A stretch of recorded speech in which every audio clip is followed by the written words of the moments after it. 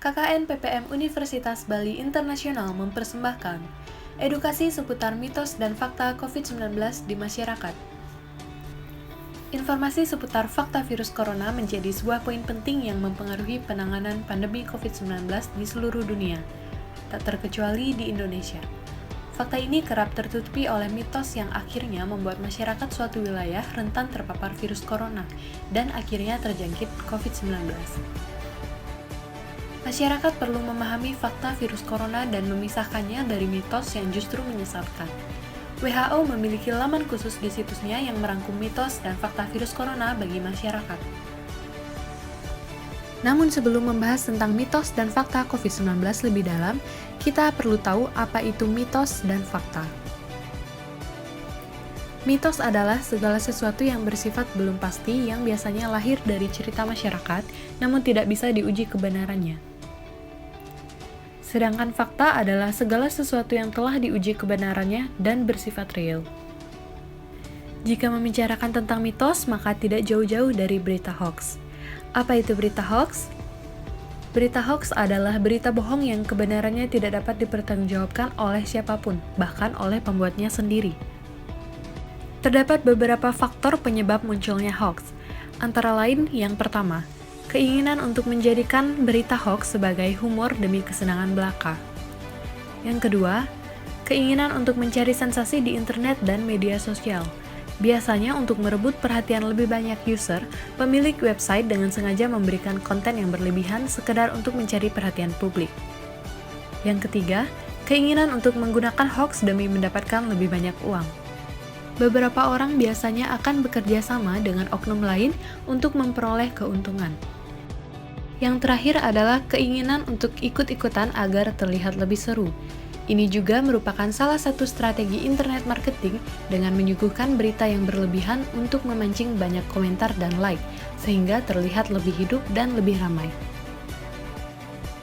Berikut ini merupakan mitos dan fakta virus corona yang dihimpun dari situs WHO dan informasi yang berkembang di masyarakat.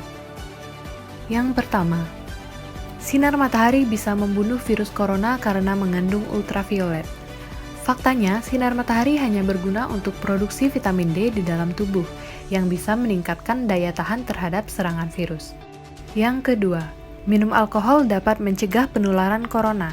Faktanya, alkohol hanya disarankan sebagai bahan hand sanitizer untuk mencuci tangan ketika tidak ada akses ke air dan sabun, bukan untuk diminum. Yang ketiga, pasien COVID-19 berusia muda cukup isolasi diri di rumah untuk pulih. Faktanya, isolasi diri secara mandiri bisa dilakukan hanya jika gejala yang dialami tidak berat dan sesuai dengan protokol kesehatan. Yang keempat, antibiotik efektif mencegah corona. Faktanya, antibiotik hanya efektif dalam melawan bakteri, bukan virus. Yang kelima, virus corona bisa melayang-layang di udara. Faktanya, corona akan jatuh ke permukaan setelah terlontar dari batuk atau bersin. Karena itulah penting menjaga jarak minimal 2 meter dengan orang lain. Yang keenam, seseorang tidak bisa terinfeksi virus corona lebih dari sekali. Faktanya, masih ada potensi terjangkit corona setelah sembuh, meski kemungkinannya lebih kecil. Yang ketujuh, konsumsi bawang putih bisa menyembuhkan corona. Faktanya, bawang putih belum terbukti ampuh menyembuhkan corona. Konsumsi bawang putih hanya membantu meningkatkan stamina tubuh. Yang kedelapan, seseorang yang lolos pemeriksaan suhu sudah dipastikan negatif corona. Faktanya, suhu tubuh tinggi hanyalah salah satu gejala terjangkit virus corona. Perlu dilakukan swab test untuk memastikannya lebih lanjut. Inilah saatnya kita untuk berubah, dengan mengikuti langkah-langkah mengidentifikasi berita hoax sebelum mempercayai berita tersebut dan mulai menyebarkannya. Langkah pertama, berhati-hatilah dengan judul provokatif. Berita hoax seringkali menggunakan judul sensasional yang provokatif, misalnya dengan langsung menudingkan jari ke pihak tertentu. Oleh itu, apabila menjumpai berita dengan judul provokatif, sebaiknya Anda mencari referensi berupa berita serupa dari situs online resmi, kemudian membandingkan isinya, apakah sama atau berbeda. Dengan demikian, setidaknya Anda sebagai pembaca bisa memperoleh kesimpulan yang lebih berimbang. Langkah kedua, cermati alamat situs. Untuk informasi yang diperoleh dari website atau mencantumkan link, cermatilah alamat URL situs yang dimaksud. Apabila berasal dari situs yang belum terverifikasi sebagai institusi pers resmi, misalnya menggunakan domain blog, maka informasinya bisa dibilang meragukan. Langkah ketiga, periksalah faktanya. Perhatikan dari mana berita berasal dan siapa sumbernya. Sebaiknya jangan cepat percaya apabila informasi berasal dari pegiat ormas, tokoh politik, atau pengamat. Langkah keempat, cek keaslian foto. Ada kalanya pembuat berita palsu juga mengedit foto untuk memprovokasi pembaca. Cara untuk mengecek keaslian foto bisa dengan menggunakan mesin pencari Google, yakni dengan melakukan drag and drop ke kolom pencarian Google Image. Hasil pencarian akan menyajikan gambar-gambar serupa yang terdapat di internet sehingga bisa dibandingkan.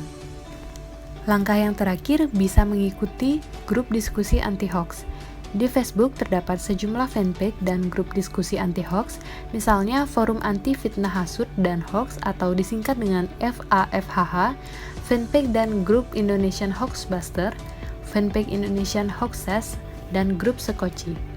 Di grup-grup diskusi ini, netizen bisa ikut bertanya apakah suatu informasi merupakan hoax atau bukan, sekaligus melihat klarifikasi yang sudah diberikan oleh orang lain. Sekian dan terima kasih telah menyaksikan video ini. Salam sehat dan jangan lupa menjalankan protokol kesehatan.